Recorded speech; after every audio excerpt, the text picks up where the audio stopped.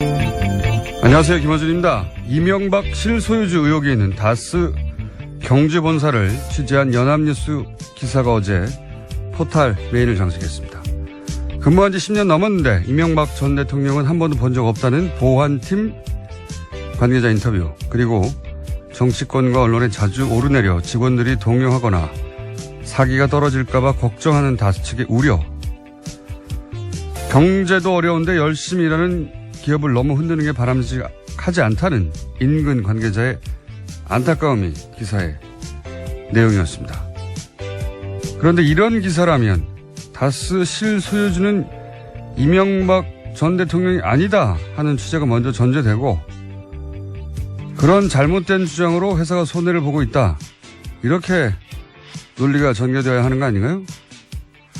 다스 실소유주는 이명박 전 대통령이 아닐지 모른다는 취재의 전부가 보안 관계자가 10년 동안 못 봤다는 겁니다.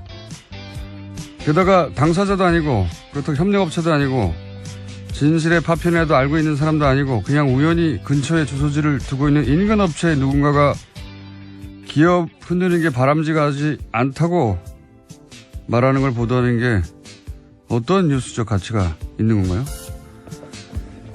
전직 대통령이 연루했다는 의혹이 있는 천억대 주가 조작 사건의 실체적 진실에 대해서 의혹은 사실이 아니었다 혹은 사실이었다, 그걸 밝히는 게 언론의 본령 아닙니까? 적어도 이 시점에는. 개인적으로 참 이상한 기사였습니다. 기본 생각이었습니다. 다스 누구 겁니까? 네, 어제도 국감장에서 다스 관련된 내용이 나왔습니다. 그렇군요. 예. 어떤 내용이었습니까? 예, 박영선 의원의 주장이었는데요. 수출입은행이 다스에 대한 대출을 12년 만에 10배 가까이 늘렸다라는 겁니다. 국정감사에서 공개한 자료인데요. 현재 다스가 수출입은행에서 대출한 금액은 모두 664억 원입니다. 2004년에 60억 원을 대출했었는데요. 12년 만에 10배로 늘어난 겁니다. 뭐 여기에 저 개인적으로는 뭐 여기에 특혜가 있다 없다 밝히는 게 굉장히 어려울 거라고 보는 게, 서로 맞물린 거긴 한데 어쨌든 다스는 계속 매출이 늘어나고, 예, 신용 상태도 좋아졌어요. 거기 따라서 이렇게 이자도 떨궈주고 뭐 했다고 할 수 있거든요. 그 기준이 잘못됐다고 적용하기 쉽지 않을 것이다, 저는 그렇게 생각이 들고, 다만 이제 북미 또는 뭐 체코 해외 법인들은 당연히 연대 보증을 요구하거나 했었어야 되는데 그냥 신생업체잖아요. 네, 그런 게 없었다는 거죠. 해외 업체들이 망하면 대출은 날아가는 거고 일부러 망하게 할 수도 있지 않습니까? 대출을 날아가게 하기 위해서요. 네. 아니면 그런 사기도 있으니까요, 실제로. 네, 그렇기 때문에 연대 보증을 요구해야 되는 건데 이런 경우가 없었다라는 겁니다. 제가 보기에는 이 뉴스 혹은 이 국감에서의 질의의 핵심은 뭐냐면, 이명박 전 대통령 실소유 의혹 다스에 대해서 언론 그리고 정치권이 일반 시민들의 관심, 높아지는 관심을 더 이상 외면할 수 없게 됐다, 그런 지경에 도달했다, 이게 이제 포인트라고 봅니다. 이게 뭐 큰 비리가 밝혀졌다라기보다는 이제 이것저것 다 들여다보고 있는 거죠. 예, 언론도 네, 그렇죠. 그렇고. 그래서 저희가 이런 다스는 누구 겁니까? 이 댓글 운동을 벌여가는 가운데 아침마다 과거에 이제 국민 체조송이라는 게 있었어요. 네, 그렇죠. 띠리리리리 있지 않습니까? 예. 초등학교 때 많이 했었습니다. 그거 들으면 자동으로 팔다리가 올라가는데, 예. 그래서 저희가 이 다스 관련해서도 국민 다스 체조송을 만들어서 이 노래가 들리면 즉시 게시판 앞으로 달려가지고 다스 누구 겁니까? 이렇게 무조건 반사를 일으키기 위한 송을 만들었어요. 일단 들어보시죠.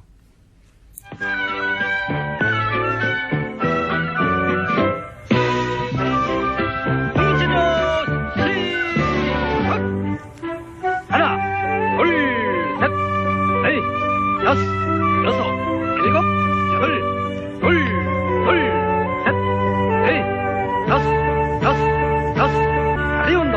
하나, 둘, 셋, 넷, 다섯, 일곱, 여덟, 둘, 셋, 넷, 다섯. 점점 이제 모든 숫자가 다스로 바뀌어요. 네. 첫 번째 잘 들어보시면 하나, 둘, 셋, 넷, 다섯이 아니고 다스 하고 점 나오고 예. 두 번째는 다스 두 번 나오고 예. 점점 다스가 많이 나옵니다. 누가 만든 겁니까? 아니, 제가 생각해냈죠. 아. 제작은 저희 PD. 예, 제작을.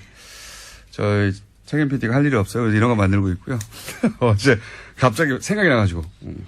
이거 국민체조성이 필요하다. 그래서 이제 전통의 국민체조성에다가 다섯을 다스로 바꿔가지고 전 국민이 뒤로 쫙 있거든요. 1분 정도 돼요, 이 노래가. 뒤에가 뭐 그냥 계속. 다스밖에 안 나오겠네요. 다스 합니다. 자, 다스 체조송, 저희가 매일 틀어드리겠습니다. 다스가 또 이름을 바꾸는 게 아닌가 싶어 걱정이 되는데요. 다음 뉴스는 뭡니까? 네, 2012년 12월에 발각되었던 국정원 댓글 사건이 있었는데요. 당시에 경찰이 중간 수사 결과 발표했었습니다. 그런데 그 시점이 묘연해서 굉장히 그 당시에도 의혹이 많았는데 대선 직전, 그러니까 박근혜 문재인 당시 후보의 마지막 토론회 날이었습니다. 그래서 이에 대해서요, 검찰이 수사에 다시 들어간 건데요. 경찰이 2012년 12월 16일 밤 11시에 관련 자료를 배포했었습니다. 그런데 불과 10분 뒤에 국정원도 보도자료를 냈었는데요. 이와 같은 상황이 모의하지 않으면 불가능했다라고 검찰이 보고요. 관련된 수사에 들어간다라는 겁니다. 하여튼 복잡하게 지금 좀 사실관계를 전했는데 한마디로 말해서 대선 3일 전에 그리고 마지막 토론의 날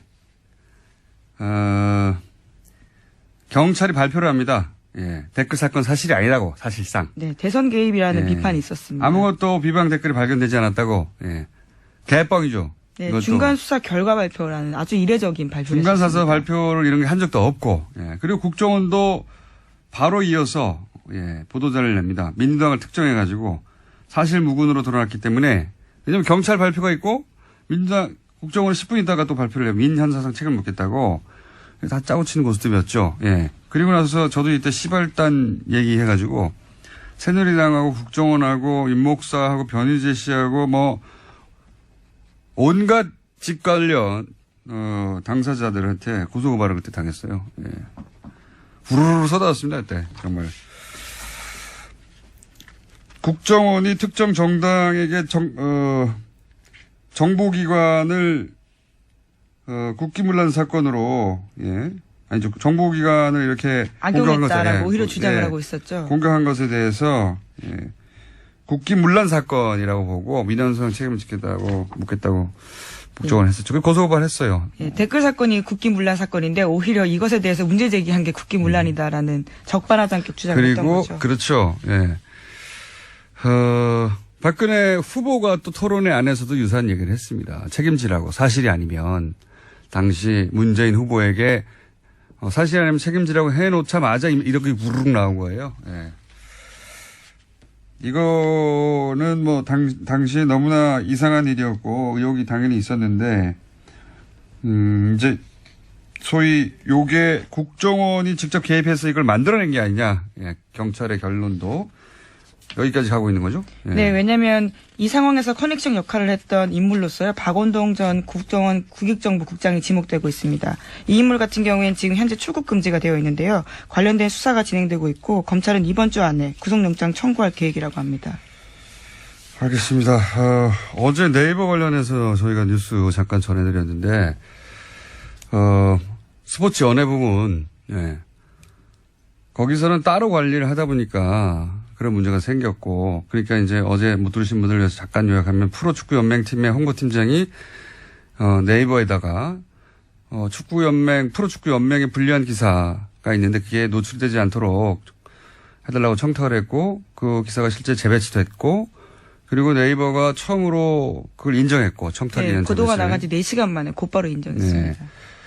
그러면서 이제 인정을 했는데 그 스포츠 연예 부분은 따로 관리를 하다 보니 그런 문제가 생긴 것이고, 하지만 이런 사례를 다른 뉴스까지 확대해서 의혹을 제기하는 것에 대해서는 단호히 대처한다. 뭐 이런 과거에 많이 들었던 입장을 표명했는데, 그런데 네이버의 어제 해명과는 다르게 스포츠 연예 부분이 아닌 정치 부분에서도 기사 재배치가 있었다는 사례를 오늘 죄송합니다. 미니로 인터뷰하려고 저희가 했는데, 아니, 미니를 하려고 했는데, 직접. 네, 직접 제가 왜 웃는지 좀 좀 더 설명드릴게요. 네, 직접 출연을 해서 지금 스튜디오에 확 들어오셨네요. 좀 이따 설명드리기로 하고. 잠깐 전화 연결해 보겠습니다. 이런 코너였거든요, 미니. 예. 당사자가 직접 들어오셨습니다. 잠깐만 기다려 계세요. 다음 뉴스는요? 네, 또 계속해서 전해드리면요. 검찰이 최윤수 전 국정원 2차장도 출국 금지했습니다. 최 전 차장 같은 경우에는 이른바 우병우 사단의 핵심으로 지목됐던 사람인데요. 추명호 전 국장의 진술에서 기인한 바입니다. 검찰이 우병우 전 수석에게 전달한 첩보를요. 최윤수 당시 국정원 2차장에게도 보고했다라는 진술을 확보했기 때문입니다. 이게 우병우 라인이죠. 예, 그리고 추명호 전 국장은 최순실 라인이고, 예. 우병우 라인과 최순실 라인은 끊임없이 이렇게 만납니다. 같이 나오고. 근데 우병우 라인은 최순실만은 몰랐다고, 예. 쏙 빼고 최순실만은 몰랐다고 얘기하죠. 이건 언젠가는 밝혀질 거라 보는데, 검찰 수사를 통해서. 자, 그러면, 미니. 짧게 하려고 한 미니가 이제, 그거부터 할까요? 잠깐? 예, 네이버의 해명과는 다르게 스포츠 연예 부분이 아닌 정치 이슈에서도 기사 재배치는 있었다는 사례 저희가 짧게 미니로 정청래 전 의원을 연결하려고 했는데 스튜디오에 지금 직접 나오고 있습니다. 안녕하십니까? 여러분 안녕하십니까? 이 시대의 참 진실인 정청래입니다. 아니 3, 4분만 할 건데 여기 진짜 오셨어요. 아니 우리 집에서 여기 가까워요. 교통방송. 그래서 건너편에 교회 있잖아요. 상암동 교회. 네. 제가 그 교회 권사거든요. 이 위치도 잘 알고 매주 오는 길이라서 아침에 잠도 없고 그래서 그냥 나왔습니다. 전화나 예, 걸어오는 거리나 비슷하다고 그냥 걸어서 갑자기 돌발 출연을 하셨고 자 이게 이제 무슨 얘기를 하려고 그랬냐면 2년 전 국감에서 그런 게 있었어요. 그러니까 그때 밴드 3년 전. 3년 전입니까? 2014년 10월. 네. 밴드하고 카톡이 사찰을 받고 있다. 꽤 큰 뉴스였습니다, 그때. 예. 많이 떠들었고, 그때 이제, 다음 그 대표도 와가지고 사과도 하고 했죠. 네, 그렇습니다. 예. 실제 사찰이 이루어졌다고, 재발 방지 약속하고. 근데 정청래 의원이 이제 그 국면에서 한 가지를, 이제 이것도 지적했지만 한 가지를 더 지적했는 게 뭐였냐면, 내비게이션, 역시 전 국민 내비게이션가 6개 업체가 있나요, 의원님? 네, 그때 6개 업체였습니다. 6개 업체에 사실상 전국민이라고 할 수 있는 거의 뭐 4천만 명 가까이 가입자가 되는 그 내비게이션을 전 국민을 상대로 검색하여 본인들이 원하는 정보를 빼갔다. 네. 한마디로 말하면 그런 이제 사실을 발견해내고 국감에서 정청래 의원님이 경찰청장이었죠, 당시에. 예. 네, 경찰청장이었고요. 경찰청이냐 사찰청이냐 이렇게 제가 질의를 하면서 질문했던 건데요. 내용 배경은 이렇습니다. 당시 유병헌 네. 그리고 아들 유대균 씨 네. 이를 이제 잡아야 된다. 온통 난리였었는데 유병헌 씨가 송치죄에 나타난 첩보가 있다. 그래서 송치골 같은 송치죄. 이렇게 내비게이션에 키워드 검색 3개 하고 그 아들 유대균 씨가 서울 언남초등학교 주변에 나타났다. 이런 첩보가 있었나 봐요. 언남초등학교. 이 4개의 키워드를 내비게이션에 친 사람들 전 국민 상대로 모든 사람들을 사찰했어요. 그래서 이제 그걸 경찰청장에게 질의를 했고 경찰청장을 인정하고 그러니까 뭐 예를 들어서 당사자거나 당사자의 주변의 인물이거나 몇백 명 할 수 있는데 그게 아니라 전 국민을 다 했다는 거죠. 그래서 이제 그런 문제 제기를 했고 실제 그게 굉장히 당시에 이제 그 카톡이라든가 밴드 사찰과 맞물려서 전 국민을 상대로 거의 모든 영역에 사찰이 이루어진다. 이렇게 이제 크게 보도가 됐어요. 크게 사건의 파장이 굉장히 컸고요. 이슈가 됐어요. 근데 이 4가지 키워드는 전 국민 누구나 다 칠 수 있지 않습니까?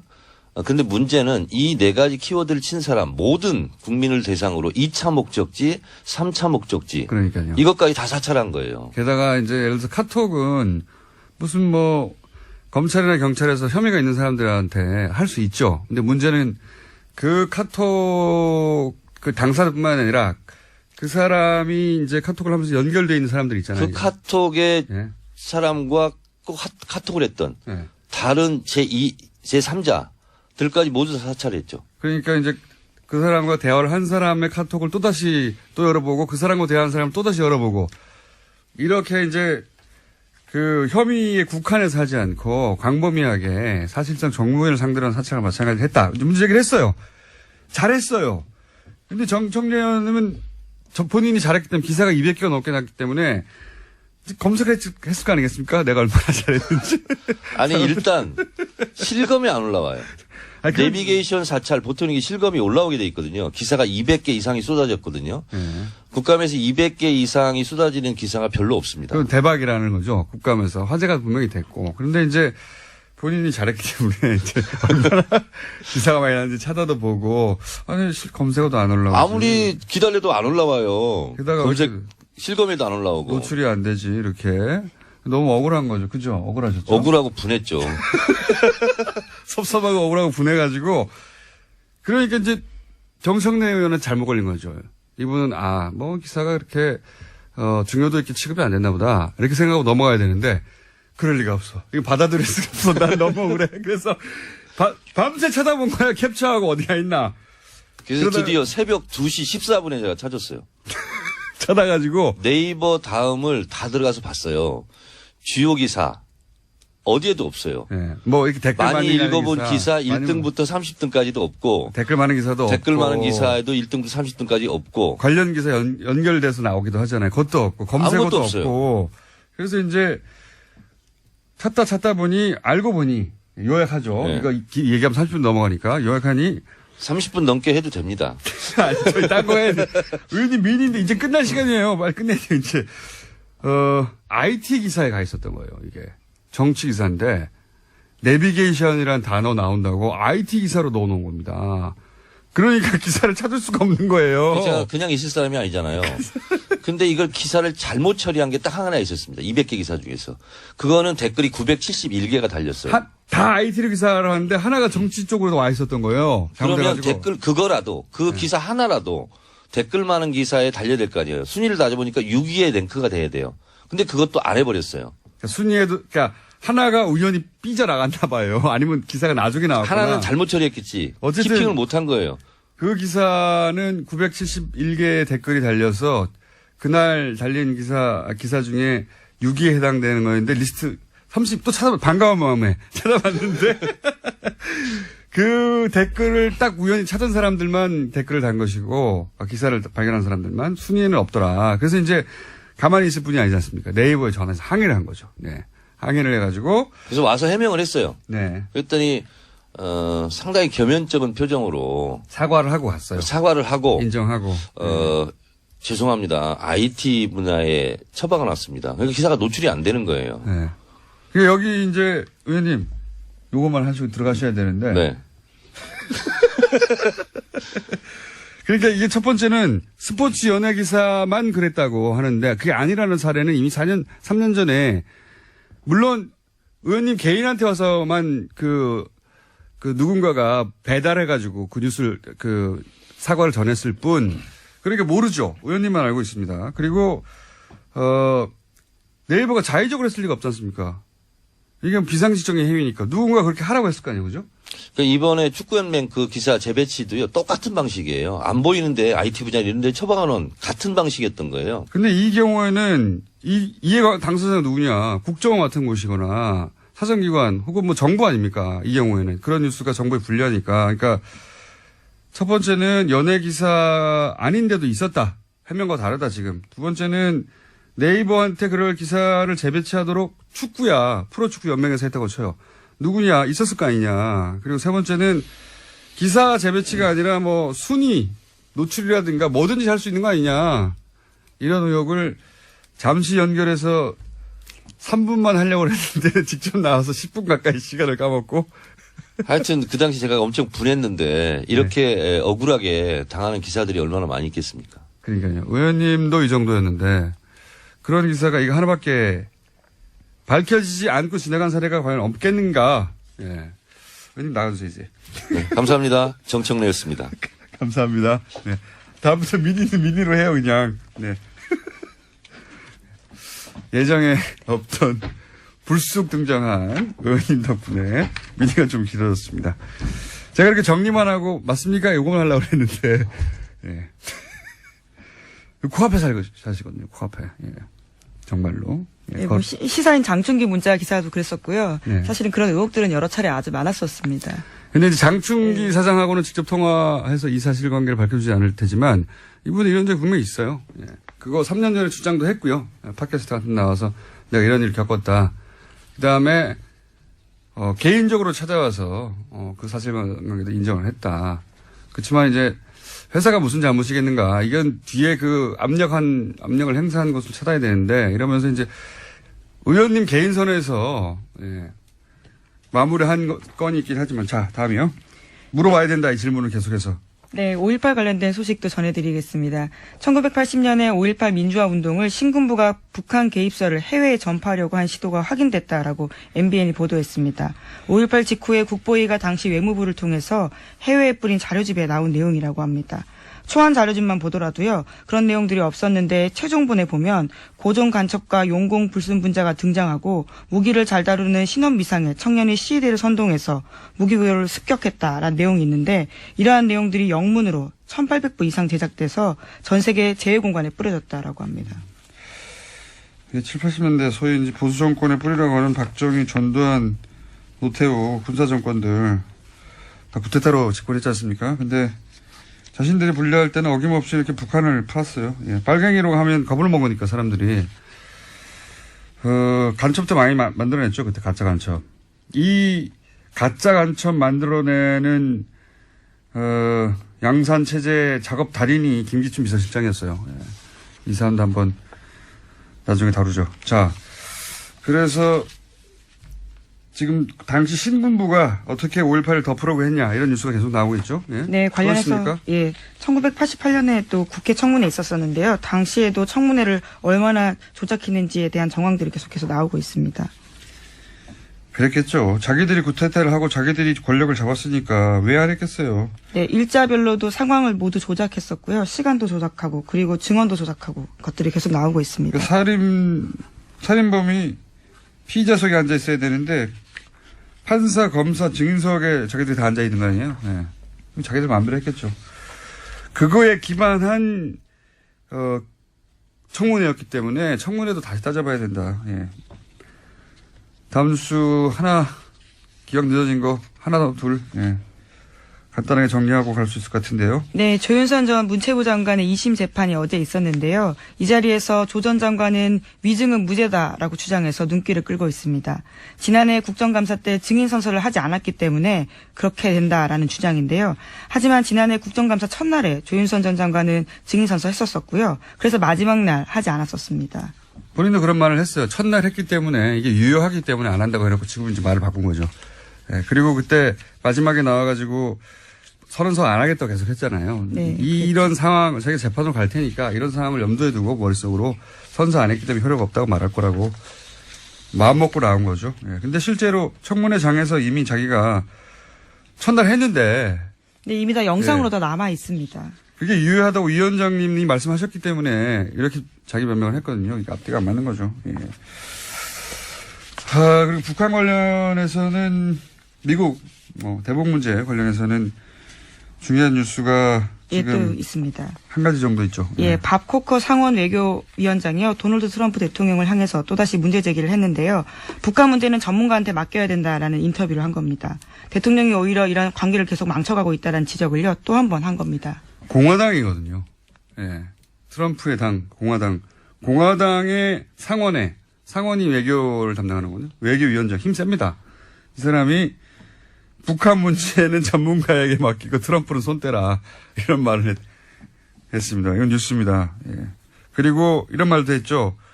트럼프는 3차 대전으로 이끌 위험이 있는 인물이다. 예, 그렇죠. 전투를 몰아가고 있다라는 지적은 계속해서 하고 있는데요. 또 임기가 끝나면 국가의 격화, 지속한 거짓말 이런 것들 때문에 기억될 거다라는 이야기도 지적했습니다. 사실 이 3차 대전을 이끌 위험이 있다는 말은 미국의 정신분석학자 사이에서 진작부터 나온 말이었어요. 이 트럼프 대통령은 대통령 수행할 능력이 없는 정도가 아니라 전쟁으로 이끌 위험이 있어서 우리 국민 모두가 위기에 처해 있는데 이거를 경고할 의무가 우리에게 있다. 뭐 이런 주장들이 미국에서 정신분석학 사이에 나왔죠. 실제로. 다음 기회에 한번 정리해보기로 하고요. 오늘 여기까지 하겠습니다. 시사인의 김은지였습니다. 감사합니다. 이명박 정부 시절에 이어서 박근혜 정부에서도 국정원이 민간의 여론조작 조직을 별도로 운영해왔다. 이런 증언이 나왔습니다. 너무 많이 나와가지고요. 이게 네. 요즘은 이명박 정부 시절인지 박근혜 정부 시절인지 일반인들 머릿속에 다 댓글, 네. 댓글 공작으로 머릿속에 이렇게 있는데 이게 다 구분이 되고 또 다른 겁니다. 이번에 새로운 게 또 나온 겁니다. 한겨레 20일 김한 기자 나오셨습니다. 안녕하십니까? 네, 안녕하세요. 요약하면 이번에 발견된, 그러니까 발견이 됐다고 할 수 없죠. 이거는 추적에 의해서 폭로된 플랫폼입니까? 뭡니까? 정확하게 말하면 이게 기존의 뭡니까? 이명박 정부 시절의 댓글 여론 공작이 이미 생산된 기사나 포털에 유통되는 기사에 댓글을 달거나 그걸 그렇죠. 이제 유통시키는 방식으로 해서 영향력을 공작을 하려고 했던 것이라면 특정 기사에 대해서 정부에 유리한 댓글이 달리도록 하는. 네, 그렇죠. 근데 저희가 이제 이번에 밝혀낸 언론닷컴의 경우에는 직접 콘텐츠를 생산하는 단계로 온 겁니다. 그래서 국정원이 보수 논객들이 생산한 콘텐츠를 아카이빙하는 형태로 한 곳에 모으고 일부 기사를 거기서 이제 새로 쓰기도 하고 이 기사가 SNS를 통해서 유통되도록. 그러니까 본인들이 원하는 기사를 언론을 통해서 만들어내기도 했다는 보도가 계속 이어지고 네. 있는데 그걸로 부족해서 자기들이 아예 기사를 만드는 플랫폼을 만들고 그걸 네. 또 모아놓는 창고. 그렇죠. 그러니까 기존에 썼던 기사들 포함해서 보수 관련된, 그러니까 자기네가 유리한 정권에 유리한 관련된 기사나 칼럼 주장들을 한 군데 모아놓고 이걸 거기서 뽑아가지고 이제 그렇죠. 링크를 걸어서 네. 이제 댓글 작업을 한 단계 더 이제 업그레이드한 거네요. 이제 미디어 네. 환경의 진화에 발맞춰서 국정원도 발전했다. 뭐 이렇게. 근데 그게 이제 언론닷컴입니까? 네, 이름이 언론닷컴인데요. 국정원 민간 여론 조작 조직 알파팀을 이끌었던 김성욱 한국자유연합 대표가 2012년 대선을 3개월 정도 앞둔 9월부터 운영을 시작했고요. 국정원의 지시로 언론닷컴을 만들어서 박근혜 최순실 게이트가 터지기 직전인 2016년 6월까지 운영을 했습니다. 그렇군요. 근데 이게 이제 국정원이 소위 이제 보수 논객들이 자발적으로 만들어낸 어떤 사이트나 뭐 아카이빙 그 자료들을 모아놓는 그런 플랫폼일 수도 있다. 네. 당연히 그렇게 생각하는 게 일반적인 상식인데 그게 아니라 이게 국정원 프로젝트였다라는 네. 게 어떻게 밝혀졌죠? 알파팀의 한 멤버에게 김성욱 씨가 합류를 제안을 합니다. 이 사이트를 만들었는데 김성욱 씨는 이 언론닷컴을 만든 분. 예. 홍보 담당자로 좀 합류를 해라. 근데 네. 저희가 이제 오랫동안 취재를 해온 결과 이제 그 알파팀 멤버 중에 그분이 제일 인터넷에 밝은 분이에요. 그러니까 뭐 사이트 구축이라든지 뭐 여러 가지 것들 알파팀 내에서도 제일 알파팀도 설명해 주셔야죠, 짧게. 네. 알파팀은 국정원이 최초로 이제 댓글 여러 공작을 하는 것을 실험했던 민간 조직이고 김성욱 씨는 지금 국정원 개혁특위에서 밝혔듯이 외곽팀장 중에 한 명으로 활동을 그런데 했었는데요. 그 알파팀 중에 한 분이 김 대표에게 그런 제안을 하고 김 대표는 또 그 알파팀 중에 인터넷에 잘 알던 사람에게 당신이 홍보팀장을 해보지라고 제안을 했더니 이분이 이제 사이트를 좀 들여다 보니까 운영자도 없고 이게 어디서 운영하는지 돈이 어디서 났는지 돈이 어디서 나는지 뭐 이런 것들이 확인이 전혀 안 되더라는 거예요. 이 정도로 그러니까 보수 논객 70여 명이 참가를 하는 사이트인데 그래서 이제 물어본 거죠. 알파팀이 이 언론닷컴이 어디서 운영이 되는 거냐. 돈 어디서 나오냐. 네, 물어봤더니 이 김성욱 씨 말이 나라 뒤집어지는 거 보고 싶으면 국정원에서 운영한다고 말하고 다니면 된다. 이렇게 얘기를 했다는 거예요. 그래서 이제 일단 알겠다고 했더니 김성욱 씨가 재차 너 이거 어디에 가서 말할 거냐 이렇게 얘기를 해서 아닙니다. 함구하겠다 이렇게 얘기를 하고 당시에 이제 주고받은 카톡을 저희가 이제 입수를 했습니다. 직접 듣기도 했고 그게 카톡으로도 남아있다. 국정원에서 운영한다는 얘기가. 별일을 다 했네요. 예. 근데 여기에 참여한다는 76명으로 지금 밝혀졌는데 어떤 분들입니까? 뭐 한국 사회에서 보수 관련한 글을 쓰는 분은 다 포함됐다라고 해도 과언이 아닌데요. 뭐 보수 논객의 상징이라고 할 수 있는 조갑재 전 월간조선 편집장을 비롯해서 류근일 전 조선일보 주필, 김진 전 중앙일보 논설위원, 변희재 미디어워치 대표 등이 확인이 되고요. 뭐 우익 논객으로 이름났던 소설가 복골 씨, 그다음에 이제 국정원과 뉴라이트의 가교 역할을 했다라고 지금 얘기되고 있는 양동환 한국학중앙연구원 명예교수, 뭐 송복 연세대 교수, 뭐 조전혁 전 새누리당 의원, 전원책 변호사, 뭐 이런 분들, 그리고 지금 KBS, MBC 현직으로 공영방송 이사를 하고 있는 강규영 명지대 교수, 김강동 나라정책연구원장, 조우석 평론가, 뭐 차기한 변호사 이런 분들이 다 여기에 필진으로 참여를 했습니다. 이분들이 다 국정원에서 하니 여기다 글을 쓰세요라고 제안을 받지는 않았겠네요. 네, 그렇죠. 그러니까 개입 여부 국정원이 어디까지 개입됐는지를 어느 선까지 알았는지들은 확인을 네. 필요한데 운영자들이야 뭐 알았겠지만. 네. 예. 저희 제보자는 이렇게 얘기를 하더라고요. 그러니까 직접적으로는 몰랐을 수 있는데 간접적으로는 모를 수가 없다. 왜냐하면 이 중간책들이 다 있었다는 겁니다. 그러니까 예를 들면 김성욱 씨가 담당하는. 76명을 다 섭외한 게 아니라 어떤 경로를 통해서 여기에 합류했는지가 다 각기 다르다는 거예요. 그러니까 어떤 사람은 국정원으로부터 직접 제안을 받았을 수도 있고, 아하. 뭐 어떤 분은 그 중간에 누군가가 섭외해서 한 5명 정도를 섭외했을 수도 있고. 근데 공장장도 아시지만 글 쓰는 사람 76명을 한 사이트에 섭외한다는 게 거의 불가능하죠. 네, 불가능한 프로젝트인데. 이거는 각자 소속들도 있고 자기 이름값도 있고 자기 홈페이지가 있는 분들도 있고 사실 이분들을 한 자리에 모으는 건 불가능합니다. 네, 그리고 이 사이트를 저희가 이제 3,100개 글 정도를 전수조사를 했는데 이분들이 모두 비슷한 사진을 다 여기다가 걸고 있어요. 그러니까 누군가 기획을 하고 작업을 했다는 건데 이런 것이 어떻게 가능하냐 이 자존심 센 분들이 뭐 이런 것들은 좀 해서 간접적으로는 어느 정도 인지를 했을 거다 이렇게 그 제보자는 얘기하고 있습니다. 제보자의 이제 추정이군요. 네. 그 추정이 저는 합리적이라고 보는 게 말씀하셨다시피 이건 미디어 영역에 있으면 다들 금방 이해할 텐데 이런 정도의 이름값이나 자기 이름을 걸고 활동하는 분들이 한 자리에 모여서 특정 매체를 위해서 일하지 않습니다, 절대. 그렇죠. 네. 거의 불가능한 일이죠. 그러면은 이제 여기서 한 발 옆으로 가서 네. 예. JTBC가 앞으로 가기 때문에 저는 옆으로 가는데 뒤로도 갑니다, 저희는. 네. 네. 점프도 하고. 근데 앞으로 이걸로 해야 되겠네. 한 발 점프가 좋네. 예. 점프 좋죠. 한 발만 가면 뭐 합니까? 예. 점프 혹은 비행 네. 해가지고 예. 한 발 비행해서 두 발 다 떼고 비행해가지고 이게 확인되면 좋겠어요. 어떤 사항이 떴잖아요. 예. 근데 이게 목적성을 가지고 만든 사이트고 목적성을 어느 정도 동의하고 모인 분들이면 그리고 국정원이 직접 개입했으면 국정원이 이슈가 발생했을 때는 자기들이 원하는 방향으로 여론을 끌고 가기 위해서 댓글도 달고 하잖아요. 예. 특정 사건이 있을 때 이 사이트에서 특정 주장의 글들만 쫙 나왔느냐. 네. 이게 중요합니다. 네. 그래서 제가 저희가 이 남아있는 글 3,100개에 대한 전수조사를 했는데요. 네. 이 글이 증폭하는 시기가 딱 3번 있습니다. 아, 3번. 이 기간 중에 언제냐면 대선 직전. 그러니까 대선 그건 너무 직전에 당연하고. 예, 예. 당연하고 그다음에 2013년 3월 북한이 3차 핵실험을 했는데요. 네. 이 기간에 갑자기 글들이 엄청 쏟아집니다. 그거 뭐 국정원 관심사니까 또 네. 당연하고요. 그리고 또 한 가지 2014년 이제 6사 지방선거를 앞두고 그해 말에 정윤회 씨가 이제 비선 실세다 이런 논란이 요거 중요하네요. 네, 요거는. 들어왔는데 네. 그 3차 핵실험 이후에 좀 잠잠하게 운영이 되다가 이 시기에 갑자기 또 글이 확 증폭이 됩니다. 어떤 류의 글입니까? 뭐 이 부분에 대해서 이 시기에는 어떤 게 나오냐면 박근혜 정부의 국정 정책을 막 홍보하는. 그러니까 이전과는 전혀 다른 패턴인 거예요. 그러니까 대선 때는 박근혜, 문재인, 뭐 안철수 후보에 대한 글들이 당연히 많고 3차 핵실험 때는 뭐 종북이라든지 북한 핵 문제 얘기가 많은데 이 시기가 되면 박근혜 정부의 당시 정책들 뭐 여러 가지 박근혜 정부 잘하고 있다. 네, 잘하고 있다. 이 부분에 대한 글이 갑자기 이제 확 증가를 하게 되는 거죠. 그것은 매우 의심스러운 정황이네요. 예. 지금 현재 김 대표는 인정하고 있습니까? 국정원으로부터. 김 대표는 국정원 외곽팀장으로 수사를 받은 이후에 아무런 연락도 받고 있지 않고 저희가 다각도로 그래서 이 사이트에 운영진에게 메시지도 보내보고 전화도 하고 뭐 했는데 일단 김성욱 대표와는 연락이 닿지 않고 이 사이트에 관계자들은 전혀 반응을 하지 않고 있습니다. 국정원은 뭐라고 합니까?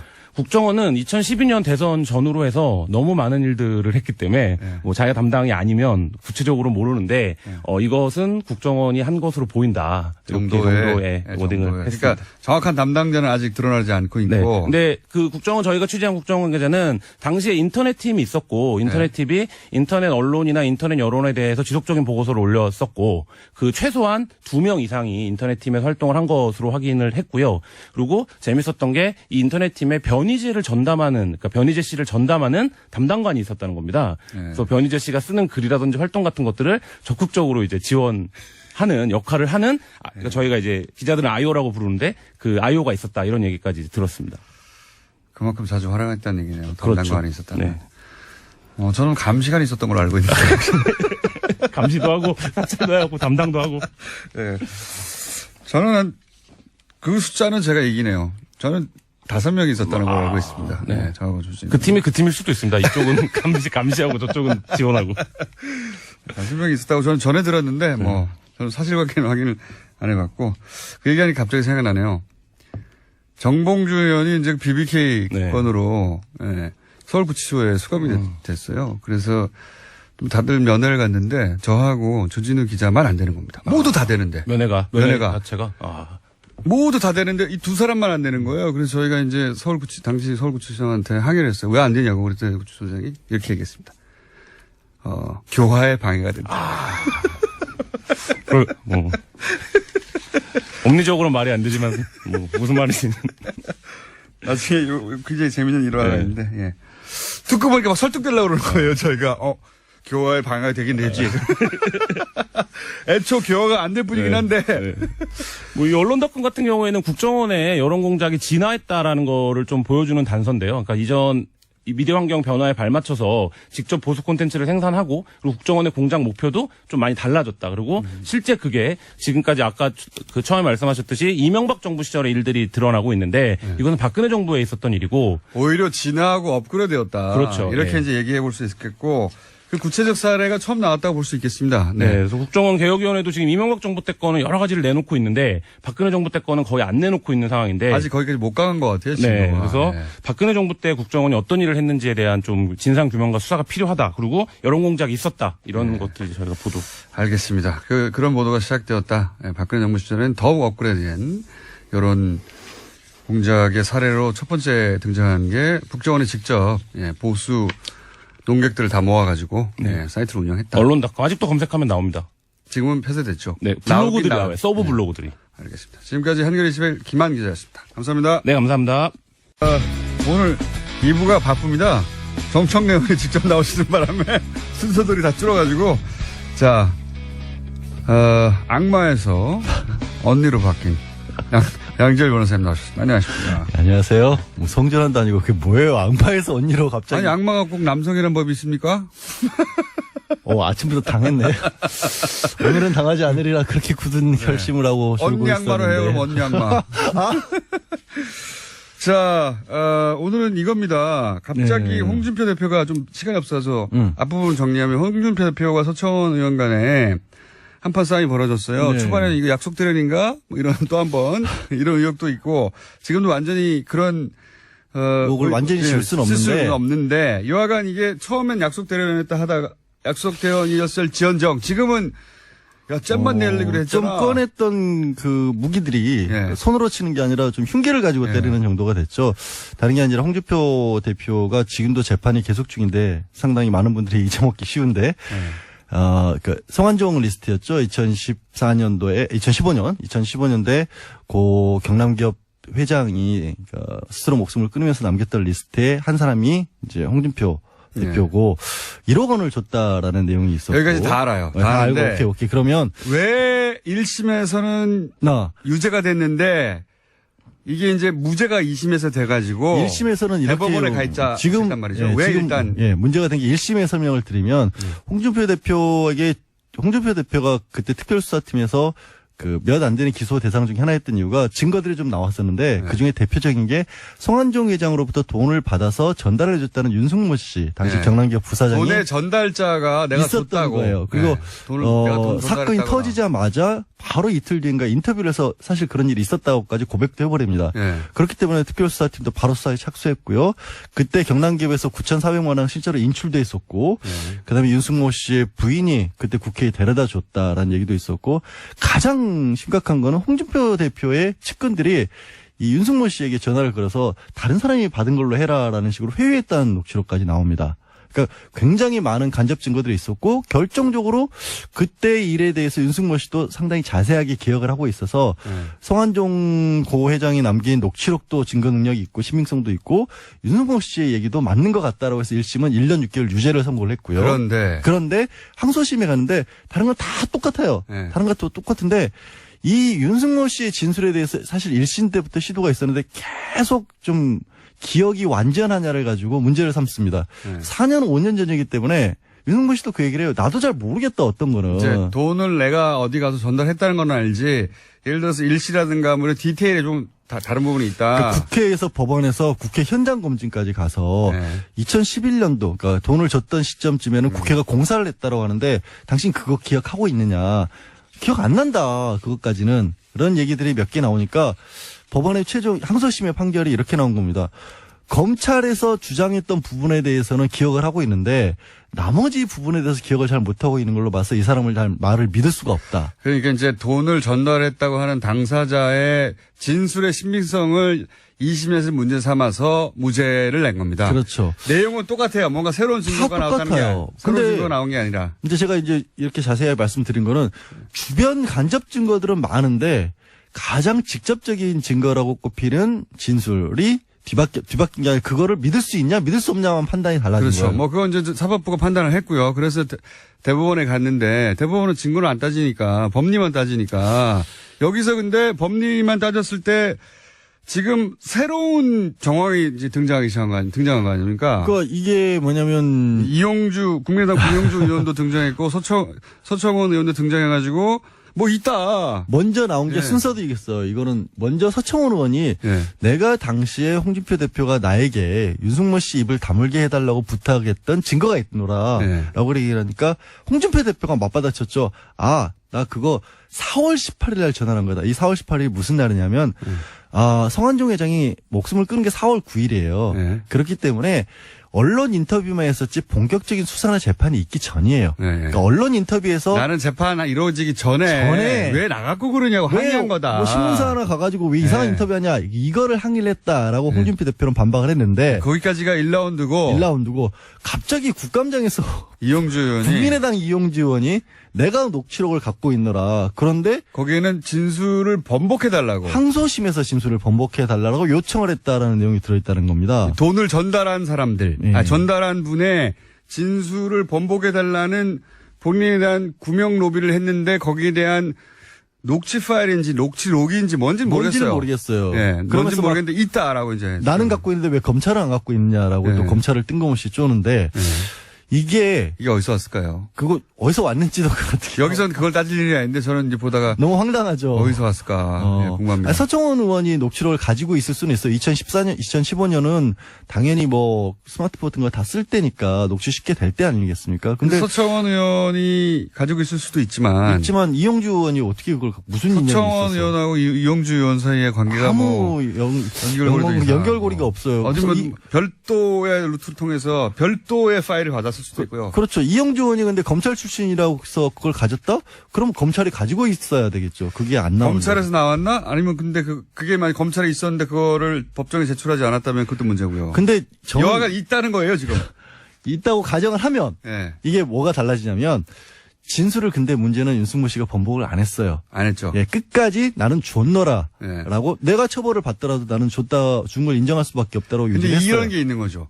뭐냐면 홍준표 대표가 돈을 받은 게 사실이기 때문에 그 진술을 뒤집어 달라고. 그게 안 뒤집으면 왜 내가 해야 될 얘기를 다 하세요? 아 그래요? 예. 하세요. 그러면. 아까 얘기했잖아요. 홍준표 대표의 측근들이 전화를 걸어서 다른 사람에게 줬다라고 진술을 해달라고 부탁한 내용이 있는데 네. 거기에 홍준표 대표 본인마저 그렇게 부탁을 했다라면 이건 아무래도 뭔가 캥기는 게 있으니까 이런 게 아니냐라고 심증을 가져갈 가능성이 그렇죠. 높아지는 거죠. 대법관들의 심증 이거 돈 받은 거 맞는 것 같은데 하는. 그러니까 다시 한번 재판을 다시 한번 꼼꼼하게 따져봐라라고 예. 항소심으로 되돌려보낼 가능성이 생기는 파기환송할 거죠. 수 있다는 겁니다. 예.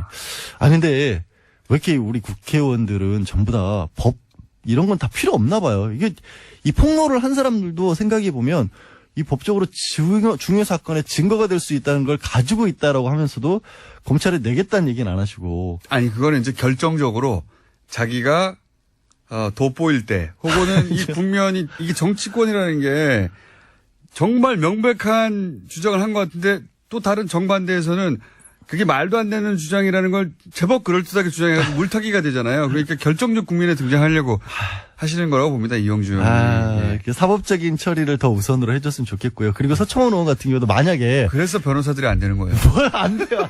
정치를 하면. 그래 정치 안 할게요. 법이 더 중요하지 지금.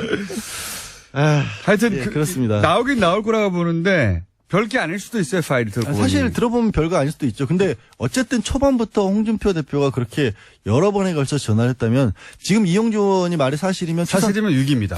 두 번 전화를 한 거죠. 최소한. 최소한 2번 전화하는 거잖아요. 그게 만약에 사실이라면 이용주 의원의 말이 그리고 실제 그런 물증이 있다면 홍준표 대표는 위기에 처해야 됩니다. 사법적인 걸 그러니까 사실 정우택 원내대표도 이거 대표 자리가 위험할 수도 있다라고 해서 살짝 발을 빼는 상황이 돼버렸잖아요. 지금. 양지열 변호사였습니다. 예, 고맙습니다. 하나, 둘, 셋, 넷, 다섯, 여섯, 일곱, 여덟, 둘, 셋, 넷, 다섯. 다리 운동. 하나, 둘, 셋, 넷, 다섯, 일곱, 여덟, 둘, 셋, 넷, 다섯. 다리 운동. 하나. 김어준의 뉴스 공장. 대구 인기 코너 노르가즘 정의당 노회찬 대표 나오셨습니다. 안녕하십니까? 안녕하십니까? 예. 다스송 들으셨죠? 예. 아침마다 저희가 이 송을 틀고 국민체조 하듯이 어깨를 펴고 근육을 푼 다음에 이 노래가 이 음악이 독일에서도 유행이 될 것 같은데요. 왜냐면 독일어로 다스가 뭔가 하면은 디스거든요. 디스. 예. 바스 다스 하면 what is this 이래 되는 게 다스가 누구 겁니까 하면 이게 누구 겁니까? 이제 독일어는 그렇게 되니까.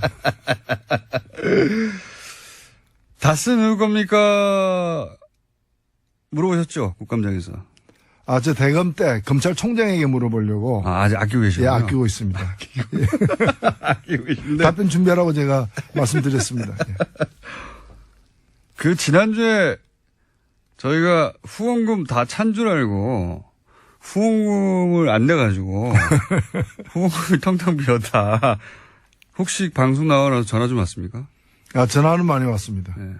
전화만 전화도- 오고 돈을 안 내고. 아니요. 전화도 오고 뭐 전화 거신 분들은 다 이렇게 고맙게 또 보내주신 것 같고요. 시작이 반이다 이렇게 생각합니다. 예, 안 찼군요. 예. 아직 다 차지 않았다. 갈 예. 길이 멉니다. 혹시 갈 길이 멀다고 하는 애절한 대표님의 말씀이었습니다. 예. 예전에는 항상 금방 다 찼잖아요. 오히려 지난번에 심상정 후보 시절에 예. 그쪽으로 몰아줘라 해가지고 예. 배부른 척 하시다 이렇게 된 거 아닙니까? 자, 어쨌든 후원금이 많이 또 비어 있다고 합니다. 원래 금방금방 차시는 분인데. 자, 일단 국감에서는 신문지 깔고 누우셔가지고 예. 화제가 됐습니다. 그거 하고 나서 바로 검색해 보셨죠? 바로 검색한 게 아니고 그 질문하고 점심시간이 됐고요. 그 다음에 제가 이제 오후에 누가 이제 그 옆에 정천 의원이 지금 실검 1위다라고 이제 저보고 알려줘가지고 열어보라 그래서 제가 그때 이제 열어봤는데 시차가 좀 있었습니다.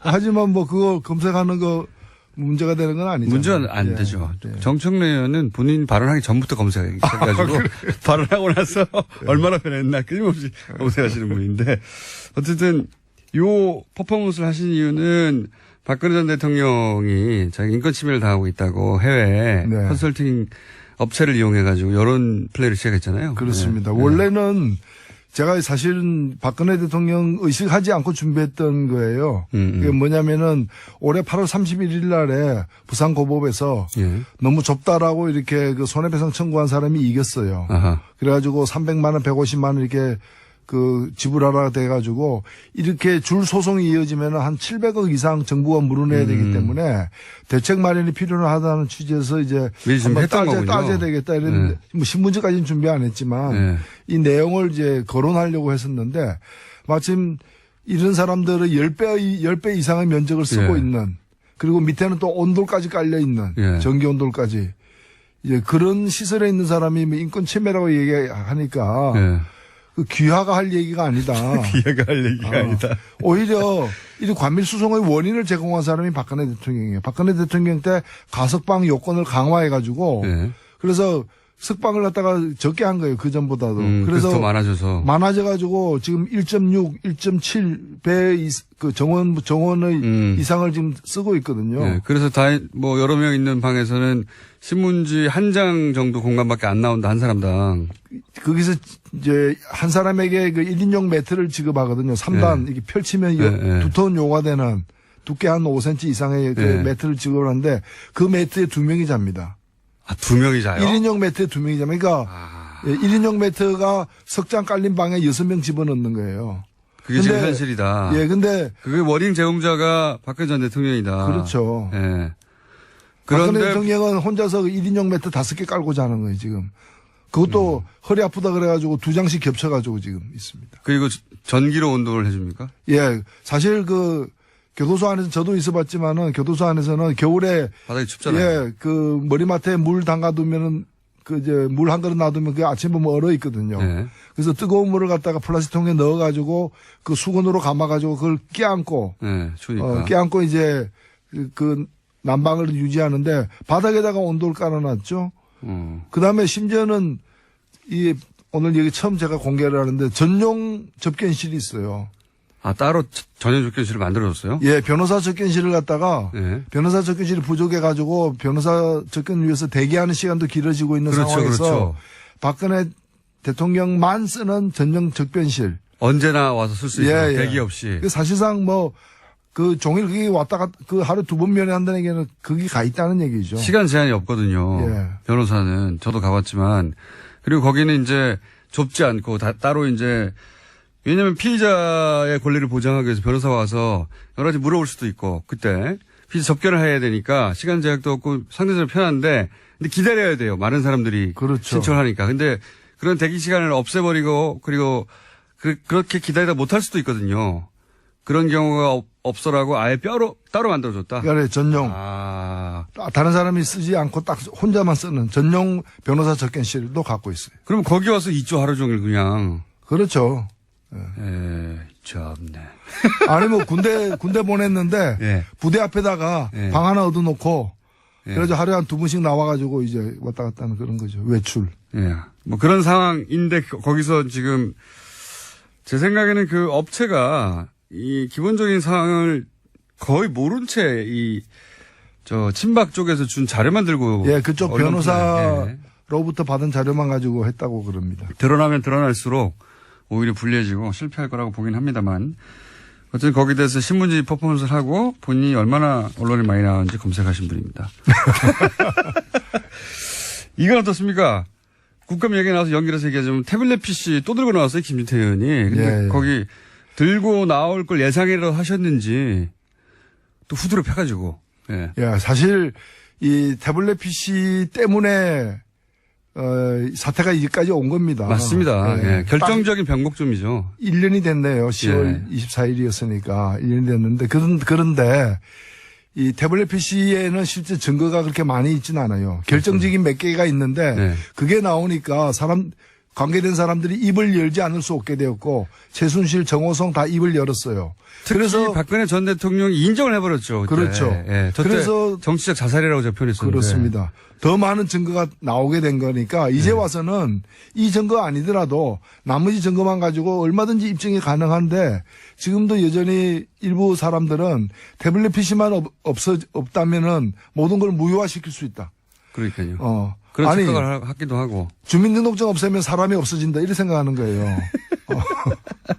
주민등록증은 그 사람에 대한 여러 증거 중에 하나일 뿐이고 물론 결정적인 증거지만 근데 그거 없어진다 호적 지우면 사람 없어집니까? 그런 게 아니라는 거죠. 그래서 여기에 이제 매달리는 게다가 지우는 노력도 매번 실패해요.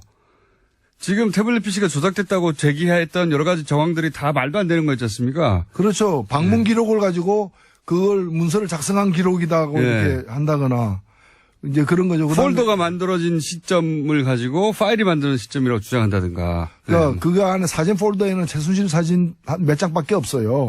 근데 그거 말고 이제 여러 가지 인터넷 사이트 열어보면은 이미지가 자동으로 남잖아요. 그렇죠. 캐시라고 하는. 그 캐시 파일로 남는데 그걸 갖다 사진으로 혼동해가지고 사진이 1,100장 있는데 그 중에 최순실 거는 몇 장밖에 안 된다.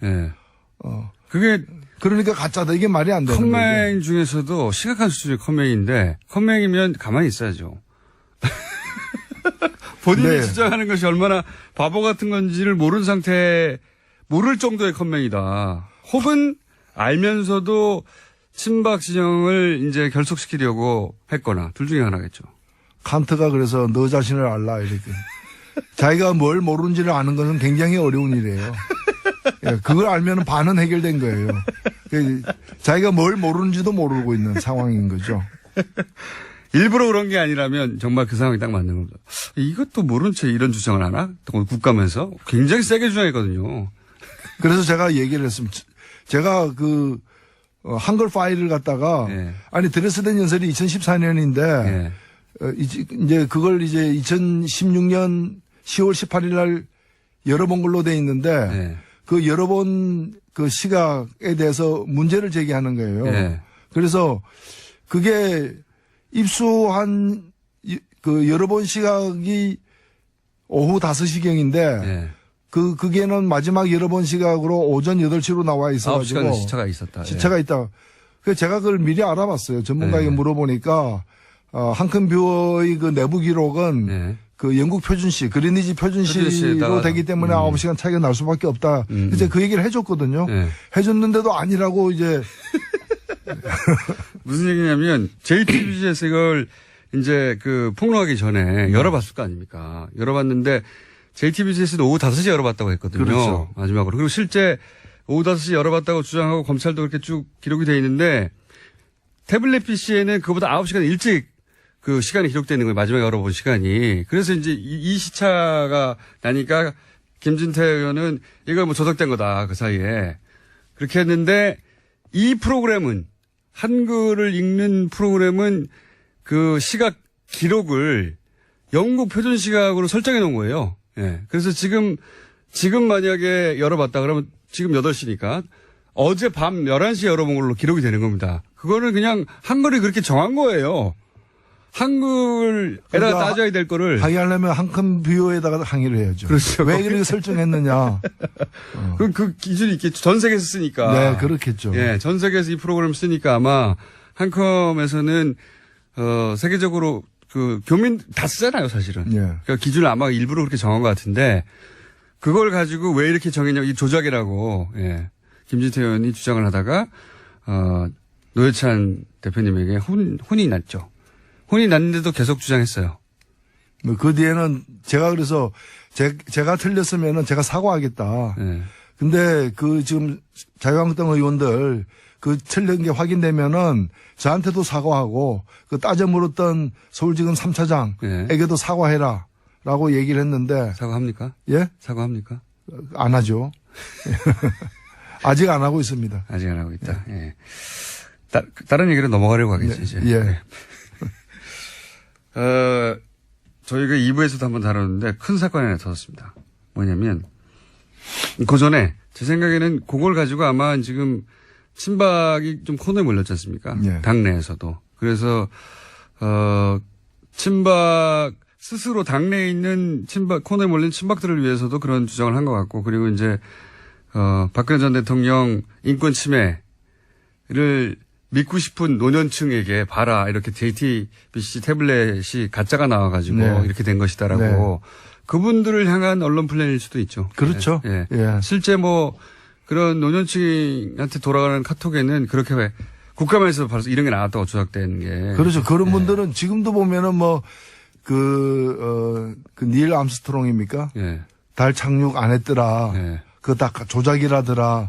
를 믿고 싶어 하는 사람들이 있잖아요. 예. 그것처럼. 예. 예. 본인이 믿고 싶은 거를 믿으려고 할 때 그 근거가 되라고. 예. 자신들의 지지 기반이니까 서비스를 계속 하는 게 아닌가. 네. 아니면 컴맹 바보거나. 둘 중에 하나인 상황인데. 근데 이렇게 친박들이 노력하는 사이에 그 중에 홍준표 대표가 그 서청원 의원으로 대표되는 친박 세력을 척결한다고 서청원 대표 나가라! 뭐 이런 상황이 벌어지지 않습니까? 네. 가만히 있을 분들이 아니잖아요. 그래서 서청원 의원 쪽에서 반박을 하기를 무슨 소리냐. 당신이 큰일 났다, 홍준표 대표. 당신이 지금 재판에 대법원에 계류 중인 사건, 결정적인 당신이 이제 나한테 일종의 로비를 한 거, 뭐 증거 있어. 이렇게 촉발된 사건이 벌어졌어요? 이거 어떻게 될 거라고 보십니까?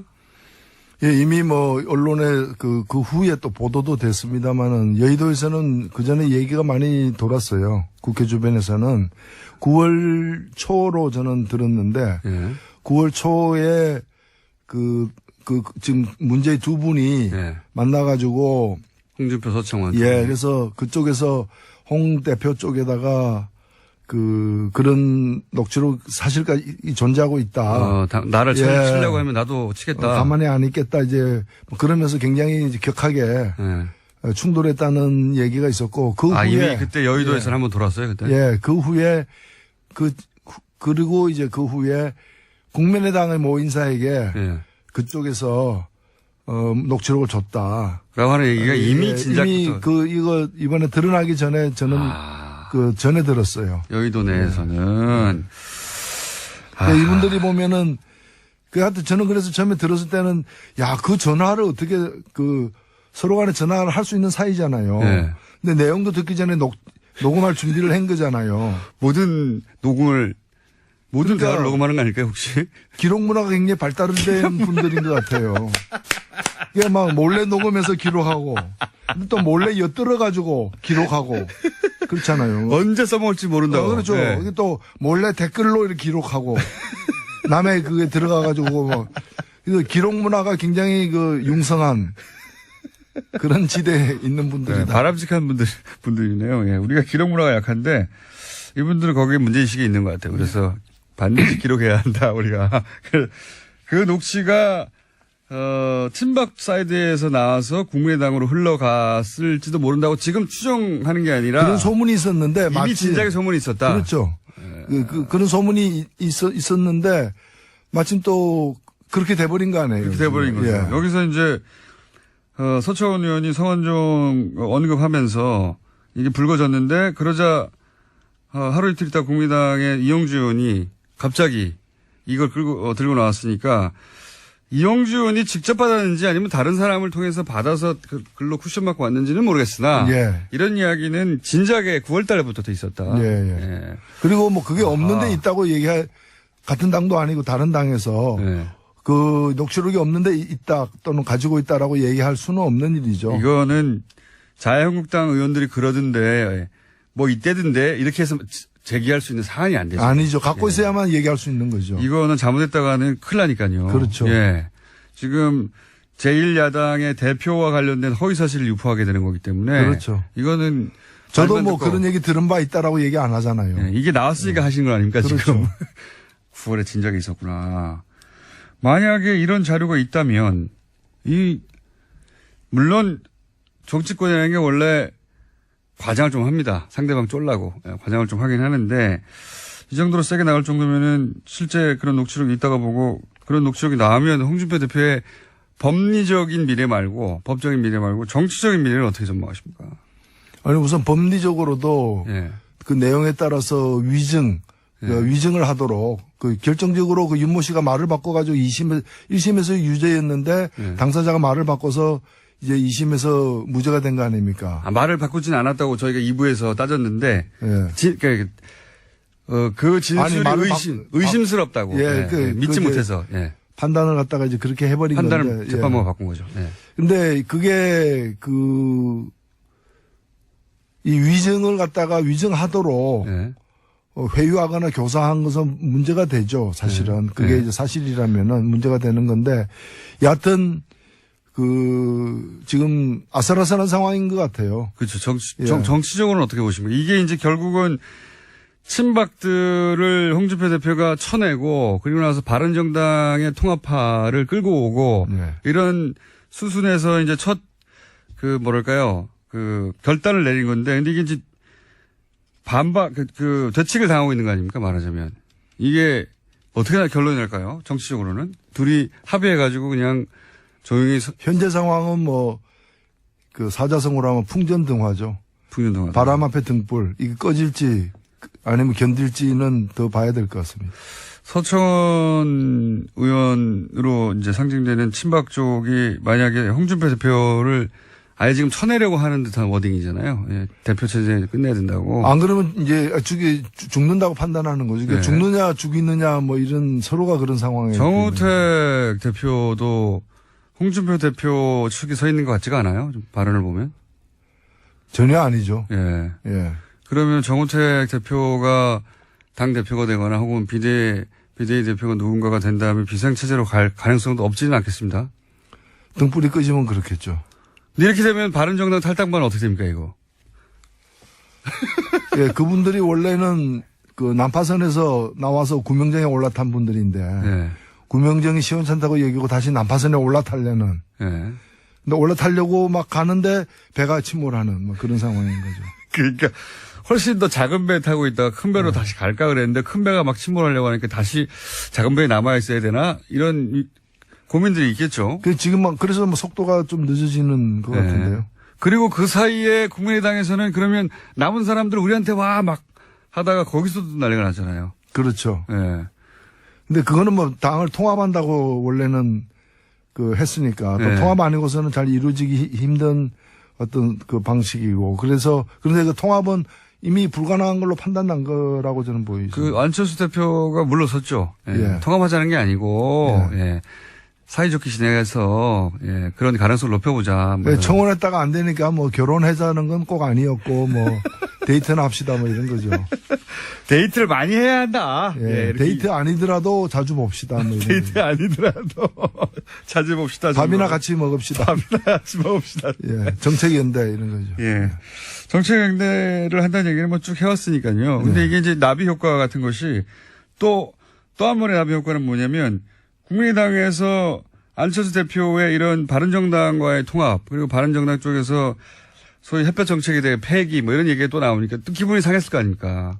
그 호남계 의원들이. 그분들은 또 다시 민주당하고 그러면 이게 안 되겠다. 민주당으로 다시 돌아가야 되는 거 아니냐 이런 얘기가 또 나오고 있어요. 어떻게 될까요 이런. 계속 뭐 다음 총선 때까지 이 모든 얘기들이 계속해서 그 재방송되고 또 되고 뭐 그 추석 설이 올 때마다 되는 재방송하는 그런 식으로 될 것 같아요. 당장은 아무도 안 움직일 것이다 결국은. 아니요. 바른정당 쪽에서 가는 사람들은 좀 있겠죠. 아마도. 바른정당에서 자유한국당으로 가는 사람들은 좀 있지 않겠습니까? 얘기가 있죠. 예. 있는데 너무 많이 그분들도 집착해서, 예. 점점 규모가 적어지고 네. 가는 시점이 조금씩 이렇게 미뤄지고. 예, 연기되고 있는데 몇 개의 고비는 있죠. 11월 13일 날 이제 바른당 전당대가 있기 때문에 네. 그 전에 가느냐 아니면 그 이후에 가느냐. 예, 근데 그 전에 갈 걸로 보였는데 예. 지금 가려고 하는 그쪽에서 지금 이제 사돈집 내외 간에 지금 이혼하니 마니 뭐 이렇게 싸우고 있으니까 예. 미뤄지고 있는 거죠. 그렇죠. 미뤄지고 있는데 자칫하면 11월 13일도 넘길 수 있다. 그쪽 상황이 예. 어떻게 될지 모르니까. 그러면 바른당 안에서 이제 일종의 뭐 별거라기보다는 별방. 방을 따로 쓰는 이제 그러나 한 집에는 그대로 있는 네. 상황이 되는 거죠. 어색한 동거가 있을 수 있고 네. 그렇게 어색한 동거가 있으면 국민의당하고도 얘기는 끝나는 것이고 그리고 국민의당이 그렇게 다급하게 돌아가지 않으면 민주당과 그 동기동계라고 불리는 분들의 혹은 뭐 호남계 혹은 뭐 친한계가 아닌 분들이 민주당으로 뭐 갑자기 합친다든가 이런 일도 사실은 급하게 이루어질 수 없다. 예. 이게 꼬리에 꼬리를 무는 거라 이 정계 개편 자체가 여기에 키는 소위 그 이용주 의원이 갖고 있다고 하는 녹취록이 역할을 할 것 같습니다. 결국은. 근데 뭐 그것만으로 모든 게 다 휘저어지는 건 아닐 거라고 네. 보고요. 기본적으로는 박근혜 대통령 탄핵 이후에 사실 자유한국당도 탄핵 당한 셈이거든요. 정치적으로 그렇죠. 예, 정치적으로는 그런데 아직도 이제 의석도 꽤 많고 이러다 보니까 유지가 되고 있는데 꼭 이제 뭐 부자 망해도 3년 간다고 네. 바로 이렇게 당이 해체되는 것이 아니라 점진적 해체 과정으로 돌입했다고 봐야 되는 거 아니냐. 돌입했다. 바른 뭐 안철수 대표나 유승민 대표도 그렇게 보기 때문에 결국에는 그 자유한국당이 다시 재건해가지고 혹은 복원되어가지고 거기서 자신들의 어떤 고유의 대선 후보를 내고 뭐 다음 대선에 한 축이 되는 상황이 안 온다고 보는 거예요. 지금은 아직 안 무너진 거대한 건물처럼 보이지만은 결국엔 다 무너질 걸로 보기 때문에 이제 저 부분을 갖다가 누가 차지하느냐, 네. 누가 다시 다른 기둥을 세우고 재규합하느냐의 문제가 그걸 통한 쟁탈전이 지금부터 시작되고 있다. 이렇게 봐야 될 것 같습니다. 알겠습니다. 정의당은 어떻게 됩니까? 예, 정의당은 뭐 가는 길을 가야죠. 항상 그 자리에 있으면서 새를 불려가는 스스로. 정의당은 새를 불려갈 뿐만이 아니라 이런 이제 저는 정계 개편이 되어 가고 있다고 보여집니다. 그런 속에서 유일한 어떤 진보의 축으로서 네. 역할을 갖다가 더 좀 강한 역할을 할 수 있도록 노력을 많이 해야죠. 참 갑자기 생각나서 이제 네. 마치려고 하다가 요건 코멘트를 한마디 들어보고 싶은 부분이 뭐냐면 민주노총 지도부가 어제 네. 청와대 초대를 거절했지 않습니까? 네. 산별노조 개별 초대에 대해서도 뭐 거절하고 요 대목은 어떻게 바라봐야 됩니까? 거기 뭐 사실은 뭐 가서 예를 들어서 그 자리에서 결정적으로 뭐 구체적으로 업무적으로 실무적인 대화가 안 나오더라도 가야 되는 거 아니냐 하는 쪽과 이제 일반 여론입니다. 민주노총 쪽에서는 아니다. 이건 요식행위에 불과한데 우리가 들릴 수 없다. 결론적으로 말하면 뭐 이런 입장이 상충되고 있는데 어떻게 보세요? 예, 저는 어제 국감 중에 그 소식을 접하고 네. 납득이 안 돼가지고 제가 좀 그 자세한 내막을 실제 네. 상황이 어땠는지를 좀 알아봐 달라고 부탁까지 지금 해놓은 상황이고요. 네. 하여튼 납득이 안 됩니다. 뭐 보도만 가지고 얘기하기가 좀 뒷얘기 좀 있겠죠 아마. 예. 있는데 일단은 저녁 먹으면서 얘기하자 하니까 밥 먹는데 델러리 쓰기 싫다 해가지고 그렇죠. 그러면서 민주노총에서 얘기 먼저 하자. 네. 라고 제안해서 일부를 얘기하는 걸로 하고 뒤에 2부를 밥 먹는 걸로. 해서 네. 일부는 참석하는 걸 합의가 됐다 그래요. 처음에는. 예. 근데 이제 밥 먹을 때는 좀 인원수를 늘려가지고 네. 참석하자 하니까. 산별노조도 오자. 그래가지고. 예. 우리는 16개인데 16개 다 가야 되겠다 하고 그거는 그렇게 되면 4, 50명 되니까. 네. 대화가 안 되니까. 5개 산별만 오라 뭐 이러면서 잘 안 된 것 같아요. 근데 네. 책임이 어디에 있든 그 이유로 안 됐다는 게 저는 참 납득이 안 가고요. 그러니까 중요한 거는 밥 먹는 게 아니라 대화하는 건데 네. 그러면 대화해야 되는 거 아니냐. 네. 저도 밥 먹는 문제의 의전이나 격식 때문에 더 중요한 대화까지도 파토가 난다면 또, 예, 전문용어 나왔습니다. 전문용어로 썼나요, 제가? 네, 순식간에 전문용어가 후루룩 지나갔는데.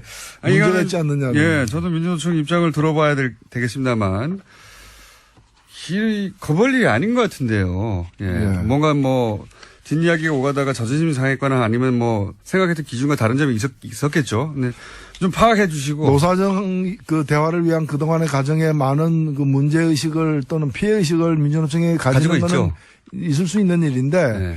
그렇다고 해서 이렇게 그 적극적인 좀 대화를 거부하는 식으로 비춰지는 거는 민주노총에게 그거는 마이너스라고 봅니다. 그러니까 이게 상징적인 행위인데요. 네. 그날 뭐 대통령과 만나서 실무적으로 얼마나 자세한 얘기를 하겠습니까? 상징적인 행위인데 어쨌든 아쉽게 됐고 요거는 근데 당사자들 연결해가지고 해보기로 하고 갑자기 또 정의당은 또 가까우니까 민주노총과 제가 한번 여쭤봤습니다. 노회찬 원내대표님 후원금이 아직도 다 차지 않았다고 하는 애절한 눈빛을 제가 대신 전해드리며 여기까지 하겠습니다. 감사합니다. 네, 고맙습니다. 불친절한 AS. 정청래 의원님, 이러시면 안 됩니다. 다른 의원들은 트위터나 페이북에 후원 계좌를 표시해 놨는데 어떻게 일일이 다 전화하라고 하십니까? 네. 노회찬 의원님입니다. 죄송합니다. 노루가즘 시간 듣고 후원 계좌가 다 안 찼다고 하니까 문자를 보내셨어요. 당연히 트위터나 페이북에 들어가면 후원 계좌가 있을 줄 알고 그걸로 끝내려고 그러는데 전화를 해야 된다는 겁니다. 이거는 노회찬 의원님 아마도 그전에는 후원 계좌가 금방금방 차가지고 이렇게 하실 필요가 없었나 봐요. 하려고 했더니 일일이 전화해야 되는데 어렵다고. 예. 그리고 이제 정청래 의원 방송 난입했죠 오늘. 그냥 미니만 한 3분만 하자고 그랬는데 집 앞이라고. 난입을 하셨는데 관련 문자가 많습니다. 그중에서 제일 웃긴 거는 이렇게 난입하도 출연료 주나요? 그렇죠. 우리는 그냥 전화했다고 했는데 3분만. 난입해서 10분 있었는데 이거는 방송국에서 한번 검토해보겠습니다. 법률적인. 그리고 중학교 사회교사인데 어제 중학교 1학년 여학생이 갑자기 다스는 누구 겁니까 물어봐서 깜짝 놀랐습니다. 네, 오늘 문자 많습니다. 다스 관련. 다스 주식을 사들이는 계획을 실행한 조직. 그 이름은 이렇게 합시다. 플란 다스의 개. 제일 웃기네요. 예. 플랜은 영어입니다. 플랜 다스의 개. 여기서 개는 개를 두다 할 때 그 개예요. 예. 뭐 개 맞죠? 플란 다스의 개. 훌륭한 분이군요. 이 번호도 알려드리겠어요. 2125 쓰시는 분인데.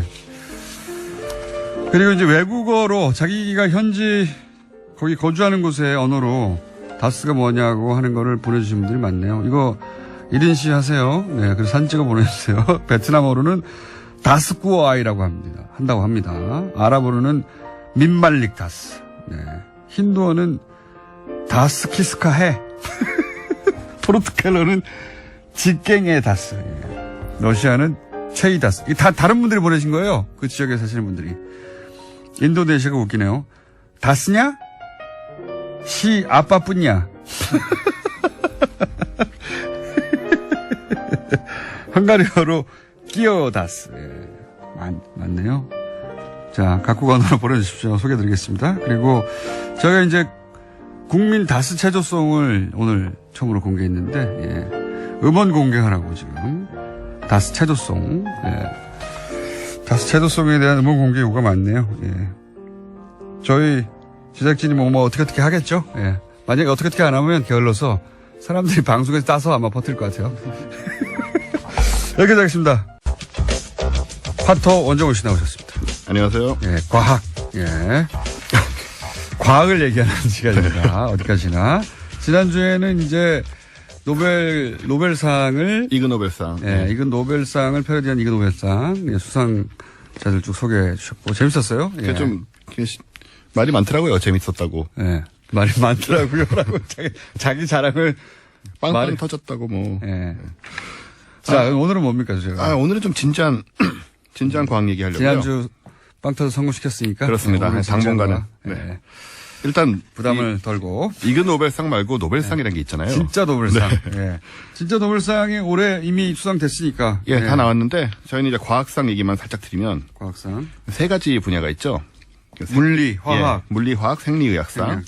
3가지 분야가 있는데 일단 이게 되게 전문적인 내용이라 이게 무슨 말인지 몰라요. 몰라요. 저도 잘 모릅니다.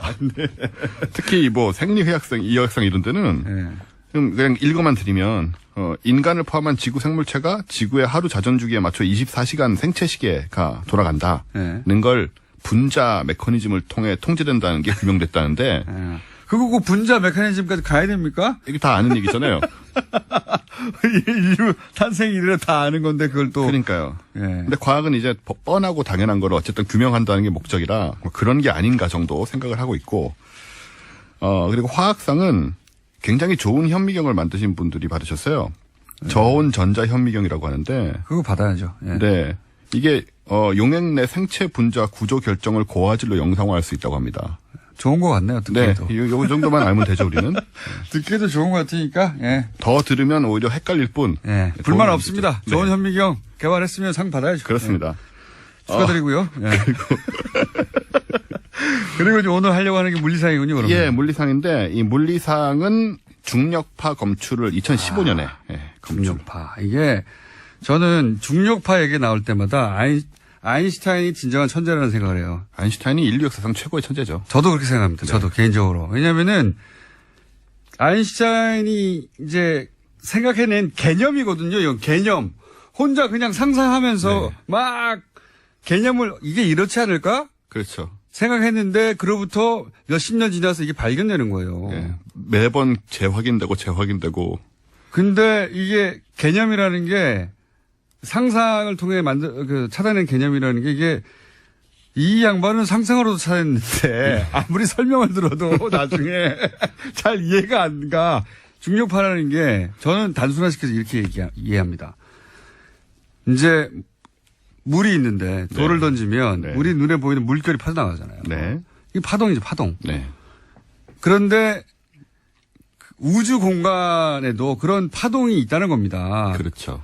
그걸 중력 파동, 그러니까, 근데 여기까지만 해도 그런가 싶은데, 그게 시간과 공간이 하나의 개로 네. 어떤 충격이 가해지면 막 물결 치듯이 시간과 공간이 합쳐서 흔들린다는 거예요, 이렇게. 물결처럼. 그런 얘기죠. 이게 말로 들으면 이거 어떻게 이해해야 되는 겁니까? 이게 그리고 시간과 공간이 하나의 개라는 게 저는 굉장히 놀라운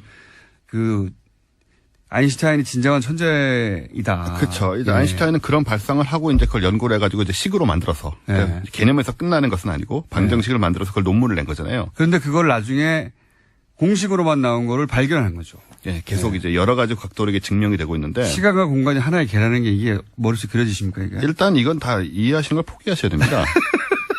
그런 식으로 이해가 되는 게 아니고요. 우리 3차원의 인지 경험으로는 상상해낼 수가 없어요. 예, 우리는 뭐 전혀 경험할 수도 없고 상상할 수도 없는 세계라 한 위차원에서 봐야만 이거를 조망할 수 있는 거라 아인슈타인이 천재. 5차원에 사는 사람들은 알 수 있겠죠. 알 수도 있을 수도 있죠. 우리가 3차원에 살아서 2차원 금방 알잖아요. 그러니까 요거는 저희가 이제 과학자들이 한 얘기 뭐냐면 이해할 수는 없고 자꾸 듣다 보면 이해하는 걸로 착각하게 된다고 합니다. 거기까지가 우리가 갈 수 있는 그러니까요. 이게 왜냐면은 우리가 시간은 시간대로 흐르고 공간은 이런 공간 아니냐 했는데 이게 두 개가 합쳐져 있는 거다. 그렇죠. 시간과 공간이 합쳐져 있다는 거예요. 시공간이 합쳐져 있다는 건 이제 수학으로 보자면 이걸 이제 양쪽 변을 이퀄로 놓을 수 있다는 얘기가 되는데. 그러니까요. 예, 자, 이게 뭐 자세한 어떻게 이해가 가겠습니까? 이게 시간과 공간이 짬뽕돼 있다는 게. 그러니까 오랫동안 그런가 보다 하시면 나중에 이해한 것처럼 됩니다. 적어도 다른 사람한테는 이해한 척할 수가 있는 거예요. 예, 그렇죠. 예. 네가 이해를 못하는 거야. 거기까지 갈 수 있는데 진짜 이해하기는 아인슈타인적인 사고를 하지 않으면 불가능하다. 어렵습니다. 정말 어렵고. 근데 중력파라는 건 뭐냐면 여기서 중력파라는 거 말씀하신 것처럼 이제 중력이 이제 퍼져 있는데 우주 전체 거기에 요동이 일어나는 거예요. 그렇죠. 물결이 치는 겁니다. 물결이 치는 거예요. 이거 사실 이 중력파는 우리가 움직일 때로 다 조금씩 요동이 생기거든요. 그렇다는 거죠. 지금 이론상으로는. 예, 물론 전혀 알 수는 없고 검증기로 검출할 수 없지만 이론상으로는 요동이 일어나야 됩니다. 근데 너무 적어서 그래서 이걸 중력파를 검출하려면 엄청나게 큰 중력이 뻥 하고 움직였을 때 질량이 그때만 이제 그 요동을 감지할 수가 있는 거죠. 관측될 것이다 하는 예언이 있었죠. 근데 관측이 된 거죠. 그렇죠.